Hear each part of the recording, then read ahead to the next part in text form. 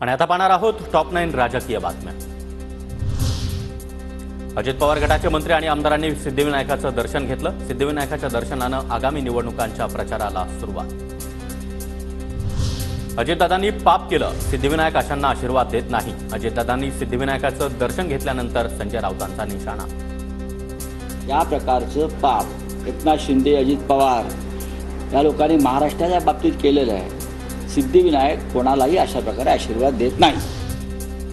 बारामतीमध्ये महायुतीकडून रविवारी जनसन्मान रॅलीचं आयोजन। अर्थसंकल्पातील तरतुदी जनतेपर्यंत पोहोचवण्याच्या दृष्टीने रॅली। मुख्यमंत्री आणि उपमुख्यमंत्री उपस्थित राहण्याची शक्यता। विधान परिषद निवडणुकीसाठी देवेंद्र फडणवीसांकडे महत्त्वाची जबाबदारी। महायुतीचे उमेदवार निवडून आणण्यासाठी मतांचा पॅटर्न निश्चित करणार। बहुजन विकास आघाडीच्या 3 मतांसाठी देवेंद्र फडणवीस आज बैठक घेणार। हितेंद्र ठाकूर यांच्यासोबत चर्चा केल्यानंतर आज दुपारी विधान भवनात बैठक।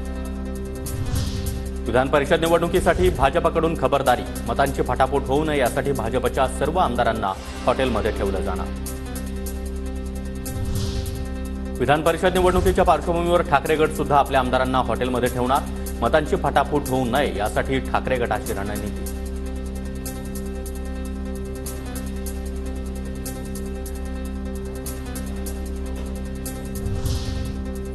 वसंत मोरे आज ठाकरे गटामध्ये पक्षप्रवेश करणार। मातोश्रीवर उद्धव ठाकरे यांच्या उपस्थितीमध्ये हाती शिवबंधन बांधणार।